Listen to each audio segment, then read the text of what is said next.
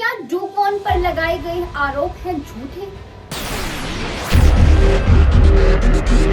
नमस्कार, स्वागत है आपका एक बार फिर से हमारे चैनल फिनस्ट्रीट पे, जहां आपको मिलती है क्रिप्टो से जुड़ी हर छोटी बड़ी खबर। तो जानने के लिए जुड़े रहिए वीडियो के एंड तक। शुरुआत करते हैं आज की खबरों के साथ, जिसमें सबसे पहली खबर जुड़ी है स्टेबल कॉइन के साथ। तो क्या है खबर, देखते हैं।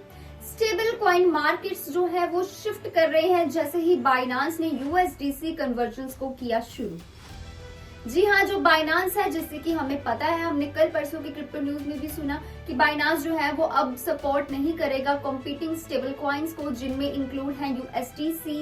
इसकी एक्सचेंज के ऊपर यूएसडीसी की जो मार्केट कैप है, इसी चीज के साथ इस सपोर्ट के बंद होने के बाद ही 5% तक डाउन में भी चली गई है, जैसे ये अनाउंसमेंट सुनने को मिली थी। तो बाइनांस की जो कन्वर्सेशंस है सर्कल के यूएसडीसी से, पैक्सोस के पैक्स डॉलर से एंड ट्रू यूएसडी के एक्सचेंज के खुद के स्टेबल कॉइन से, तो एंड बाइनांस यूएसडी जो है वो शुरुआत उसने कर दी है। एंड ये जो इफेक्ट है बाइनांस यूएसडी का, ये स्टेबल कॉइन्स के ऊपर देखने को भी मिल चुका है ऑलरेडी। इसकी जो स्टेबल कॉइन मार्केट में इसकी जो इफेक्ट्स हैं उनको हम फील कर पा रहे हैं, जैसे उसकी मार्केट कैप हमें डाउन देखने को मिली। तो बाइनांस की जो अनाउंसमेंट है वो ये थी कि वो डिसकंटिन्यू करेगा अपने सपोर्ट को कंपीटिंग स्टेबल कॉइन्स के साथ। अपने एक्सचेंजेस के ऊपर वो किसी भी तरह के स्टेबल कॉइन्स को सपोर्ट नहीं करेगा, जो कि वर्ल्ड की लार्जेस्ट एक्सचेंज है बाय वॉल्यूम। तो यूएसडीसी का जो आउटफ्लो है बाइनांस से वो हटा दिया गया है, और इसी के साथ जो number of USD stable coins है उन्होंने इस एक्सचेंज को लीव कर दिया है, छोड़ा है। और इन एक्सचेंज की अगर मैं नंबर की बात करूं कि कितने हद तक इन एक्सचेंजेस ने इसको छोड़ा है, तो वो है 93%। हालांकि यूएसडीसी की जो मार्केट कैप है उसके बाद 5% तक नीचे भी गिरी है।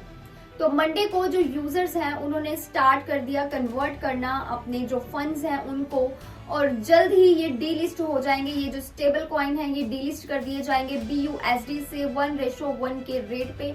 बट कल से, यानी कि कल जैसे ही शुरुआत होने वाली है, ये जो एक्सचेंज है ऑटोमेटिकली जो भी अब यूएसडीटी बचे हुए हैं इनके एक्सचेंज के ऊपर, वो ऑटोमेटिकली कन्वर्ट हो जाने वाले हैं इन्हीं के एक्सचेंज में। यानी कि ये जो एक्सचेंज है ऑटोमेटिकली कन्वर्ट करेगी कोई भी बचे हुए यूएसडीसी को, यूएसडीपी को एंड टीयूएसडी के बैलेंसेस को अपने स्टेबल कॉइन। हालांकि बाइनांस की अनाउंसमेंट में उसने अपने 3 कॉम्पिटिटर्स का नाम लिया है, और इस तीनों में से जो सबसे ज्यादा अटेंशन जिसने ग्रैब की है वो है यूएसडीसी, जो कि एक सेकंड लार्जेस्ट स्टेबल कॉइन रहा है मार्केट कैपिटलाइजेशन का, एंड कंसिस्टेंटली आउटपेस हो चुका है बीयूएसडीसी। लेकिन अब यूएसडीसी का, हालांकि अब ये चीज हो गया कि उसको सपोर्ट मिलना बंद हो गया बाइनांस जैसी बड़ी एक्सचेंज की तरफ से, तो यूएसडीसी का सहारा कौन बनेगा? तो यूएसडीसी का सहारा बनने के लिए जो सर्कल प्लेटफॉर्म है उसने उठाया है एक बड़ा कदम। जी हाँ, सर्कल आगे आया है इसके बचाव में। सर्कल जो कि कंपनी है वर्ल्ड की सेकंड लार्जेस्ट स्टेबल कॉइन के पीछे, उसने बुधवार को ये अनाउंस किया कि वो जल्द ही यूएसडीसी को अवेलेबल बनाने वाली है 5 एडिशनल ब्लॉकचेन्स के लिए। तो अगले साल की शुरुआत में ही जो यूएसडीसी है वो कॉम्पैटिबल होगा आर्बिट्रम में, कोस्मोस में, नियर ऑप्टिमिज्म में एंड पोल्काडॉट में। कंपनी के जो चीफ प्रोडक्ट ऑफिसर हैं निखिल चंदोक, उन्होंने ये बात रिवील की है एक लाइव प्रेस रिलीज में। इतना ही नहीं, कंपनी ने क्रॉस चेन ट्रांसफर प्रोटोकॉल को भी अनाउंस कर दिया है, ताकि एक स्ट्रीमलाइन बन रहे, ताकि एक मूवमेंट जो है यूएसडीसी में इसके अक्रॉस द नेटवर्क्स में वो मूवमेंट देखने को मिलती रहे। यूएसडीसी को एक तरह से सर्कल ने किया है सपोर्ट। तो इसी के साथ जो सर्कल लीडरशिप है उसने ये भी अनाउंस किया है स्टेज के ऊपर कि अपकमिंग वो जल्दी लॉन्च करने वाले हैं इस क्रॉस चेन ट्रांसफर प्रोटोकॉल को यूएसडीसी के लिए, जो कि स्ट्रीमलाइन एक मूवमेंट दिखाएगा। एक जो ट्रांजैक्शन की जो प्रोसेसिंग है वो इसमें क्रिप्टो करेंसीज में जो होंगी उसके ऊपर ये जो क्रॉस चेन बॉर्डर है ये काम करने वाला है ब्लॉकचेन्स के अंदर। तो और साथ ही ये जो प्रोटोकॉल है आपको बता दें कि स्पेसिफिकली असिस्ट करेगा डेवलपर्स को, जिससे कि वो क्रिएट कर पाएंगे अपने वॉलेट्स को, एप्स को एंड फाइनेंशियल सर्विसेज को। यूएसडीसी की जो चीफ कॉम्पिटिटर है एंड लार्जेस्ट स्टेबल कॉइन है जो कि मार्केट कैपिटलाइजेशन की, वो है टीदर का यूएसडीटी, जो कि करंटली ऑपरेट कर रहा है 13 ब्लॉकचेन्स को, एंड इसको एक्सपेक्ट किया जा रहा है कि इसे और ज्यादा एक्सपैंड किया जाएगा पॉलीगन के ऊपर भी नियर फ्यूचर में। तो देखना दिलचस्प होगा कि स्टेबल कॉइन का ये जो यूएसडीटी जैसी बड़ी एक्सचेंज है ये किस हद तक जाती है। कैसे ये आगे खुद को मेंटेन करके रख पाती है। बाइनांस जैसे प्लेटफॉर्म ने इसको रिमूव कर दिया। अब आप इस ट्वीट को देखिए ध्यान से, जो डू क्वॉन के द्वारा की गई है। इस ट्विटर के अंदर, इस ट्वीट में डू क्वॉन ने जो कहा है वो ये है कि प्रोबेबली बहुत ज्यादा हैरानी की बात है कि जो मिस इन्फॉर्मेशन उनके खिलाफ जो स्प्रेड की जा रही है, लोगों के बीच में फैलाई जा रही है। तो इसके अलावा उन्होंने ये भी कहा है कि कोई भी कैश आउट ऐसा नहीं है जो उन्होंने करवाया हो, जैसे उन पर एलिगेशंस लगाए गए हैं। उनका कहना है कि उन्होंने KuCoin का और OKX जैसे प्लेटफॉर्म्स का एटलीस्ट लास्ट ईयर से कभी भी इस्तेमाल नहीं किया है, यूज नहीं किया है, एंड कोई भी फंड उसने नहीं विड्रॉ करवाए हैं ऐसी किसी भी एंटिटीज से, और ना ही कोई फंड्स उनकी ऐसी जो एंटिटीज हैं उन्होंने कभी भी इसको फ्रीज किया है, जो कि मिस इन्फॉर्मेशन किया जा रहा है, जो कि गलत इन्फॉर्मेशन बताई जा रही है लोगों को। और ये जो ट्वीट है, उन्होंने कॉइन टेलीग्राफ की एक ट्वीट को रीपोस्ट करते हुए इसके ऊपर ये वर्ड्स लिखे हैं, एंड उस कॉइन टेलीग्राफ की जो पोस्ट है उसके ऊपर कुछ इस तरह की ट्वीट थी जिस पर कहा गया था कि जो डू क्वॉन है उसने कैश आउट करवाने की कोशिश की है लगभग $67 मिलियन वर्थ ऑफ बिटकॉइन की, और जस्ट एक ही दिन के अंदर, उस दिन के बाद ही जैसे ही उनके खिलाफ अरेस्ट वारंट जो है वो रिलीज किया गया था उनके खिलाफ सितंबर 14 को, उसके बाद ही उन्होंने कैश आउट करवाने की कोशिश की। तो इस खबर के बाद ही डू क्वॉन ने ये वाली ट्विटर इस ट्वीट को रीपोस्ट करते हुए, इस ट्वीट को हाईलाइट करते हुए लिखा है। आपको बता दें कि डू क्वॉन के खिलाफ अरेस्ट वारंट चार्ज हो चुका है। इसके अलावा उनके पासपोर्ट को बंद कर दिया गया है।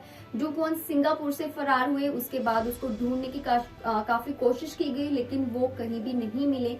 फिर उसके बाद कुछ ऐसे एस्टिमेशंस लगाए गए कि वो इस जगह पर है, उस जगह पर है। इंटरपोल का नाम काफी लिया गया, लेकिन जो डू क्वॉन है उसके बाद उन्होंने एक ट्वीट किया था जिसमें उन्होंने ये भी कहा था कि वो कहीं भी भाग नहीं रहे हैं किसी भी सिचुएशन से, बल्कि वो जल्द ही कम्युनिकेट करेंगे और खुद को वो सही साबित करेंगे कुछ ही आने वाले महीनों में।